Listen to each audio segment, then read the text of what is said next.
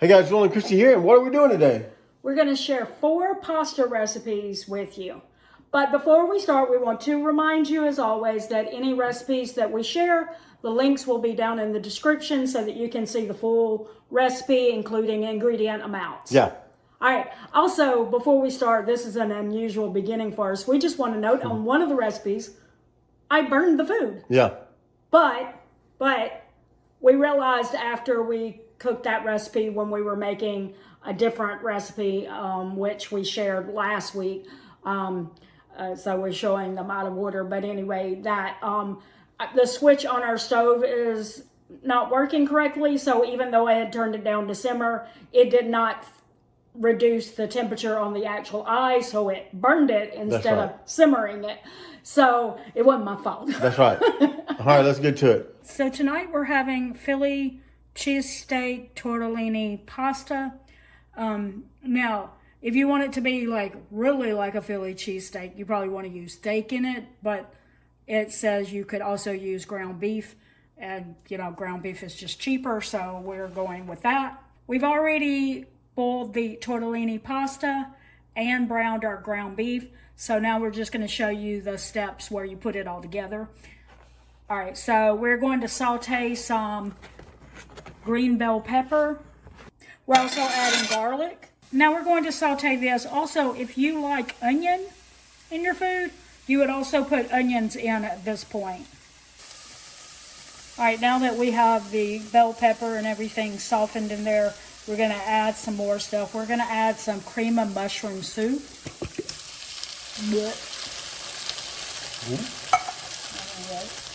Such a lovely sound. Heavy whipping cream and beef broth. We're also going to add some. Where's the sister? Where's the sister sauce? Where's the original dog? Please don't. We actually just say it funny just to be funny. Okay. We being silly. We don't think that's how you pronounce that word. All right, garlic powder, onion powder,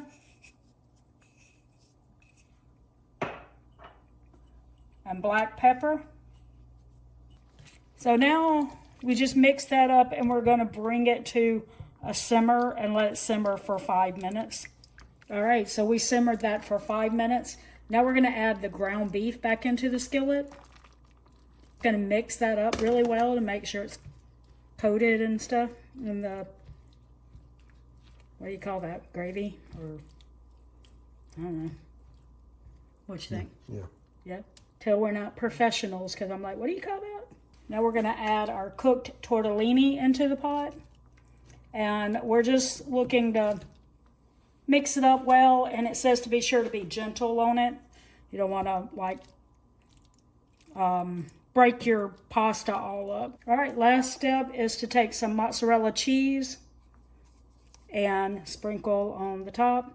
And then we're just going to let it sit for a couple of minutes so that we can let the cheese melt onto it. And it's going to be ready to eat. Mm-hmm. Yeah. It didn't take too long once we got past the, prep work of boiling the pasta and the browning the ground beef, not grounding the ground beef. Okay, all right, we're gonna let that melt. All right, here's the finished product, and I can already tell you from putting this in the bowl, it's got some serious cheese pool. All right, we're gonna do a quick taste test on this one because we've never eaten it before. Okay, what do you think? It's good. I would probably cook it without the peppers, but I thought it was good. He doesn't like peppers all that much, so that's why he said that. I will say that our son in Tennessee loves Philly cheesesteak, so I think he probably would love this. I thought it was fine. Yeah, I think it's good. I'm not a huge Philly cheesesteak person, but if you like that, you'll probably love this. Today we are making a slow cooker recipe. But it's still a pasta recipe, so we're going to make creamy Cajun chicken pasta. We have some chicken in the bowl. We're going to add a little bit of olive oil Cajun seasoning. It says about a tablespoon, and I think that's about what I have in here, so I'm just going to... Can y'all hear my refrigerator? It sounds like it's dialing a phone. If you remember what a rotary phone is. Yeah, rotary phone sound.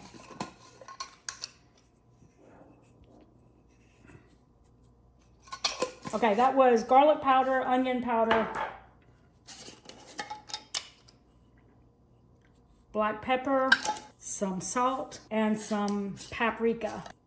So I'm going to toss it around just a little bit, but it says basically to rub it onto the chicken, so we'll do that. We'll make sure that it's coated well.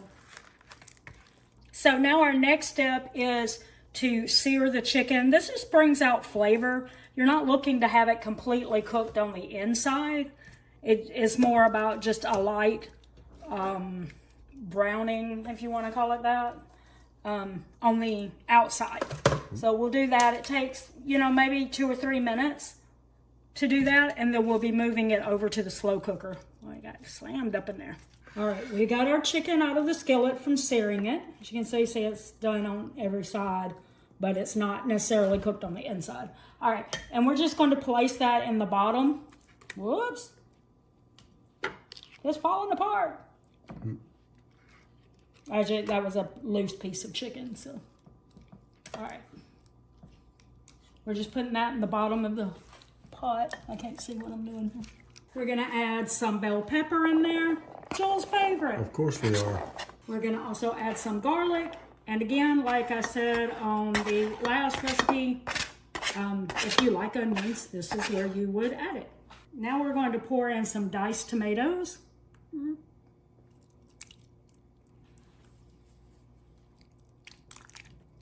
And a cup of chicken broth.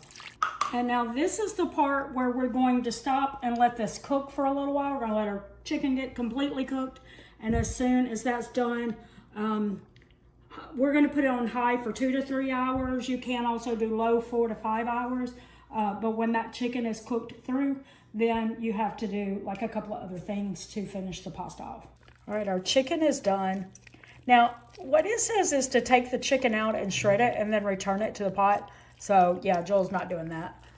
He's just going to shred it inside the pot. I'm a professional. Do not try this at home.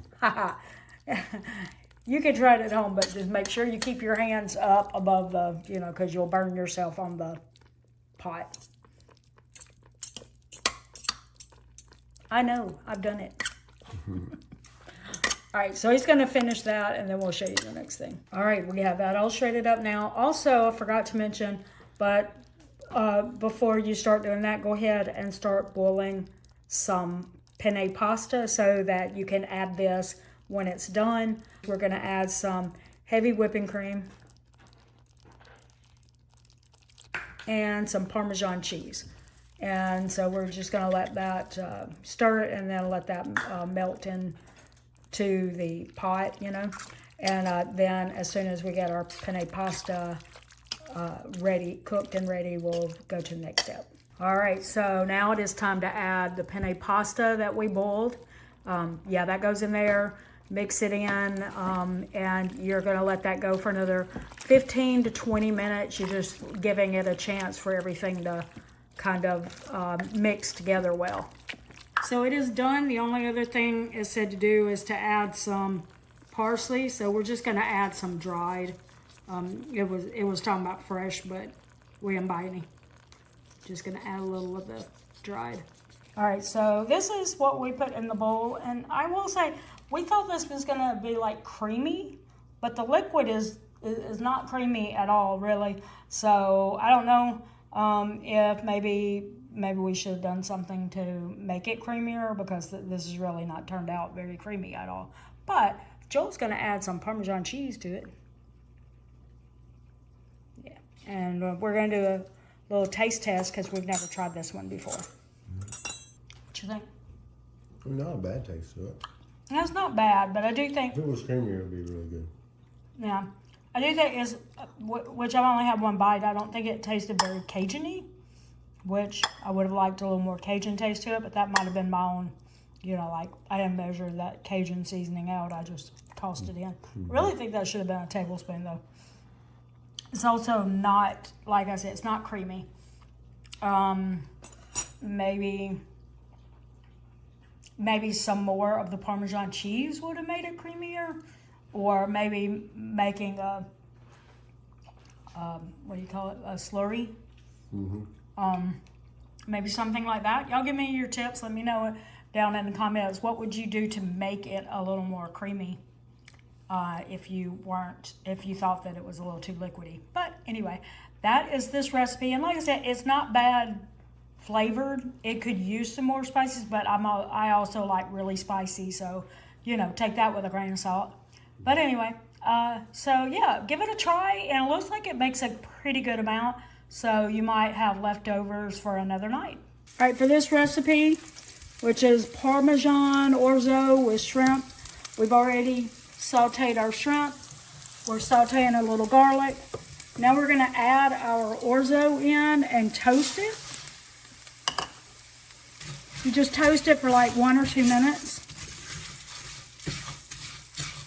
All right, so now that we've got that toasted, we're adding in chicken broth.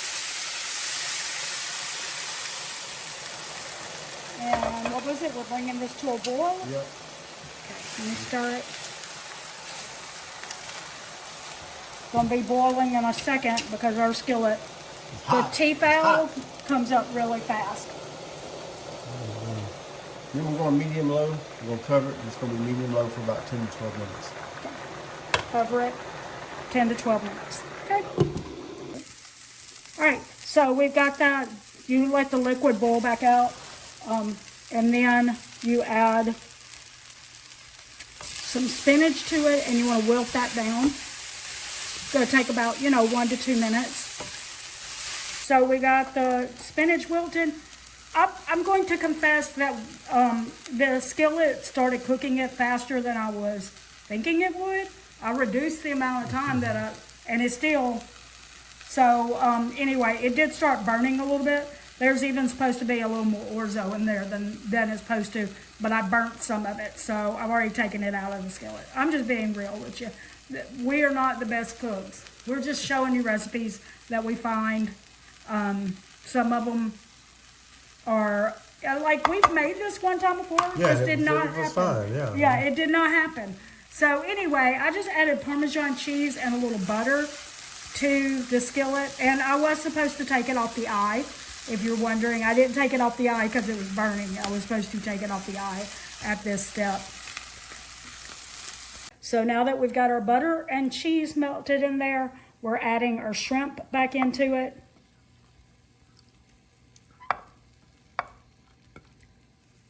And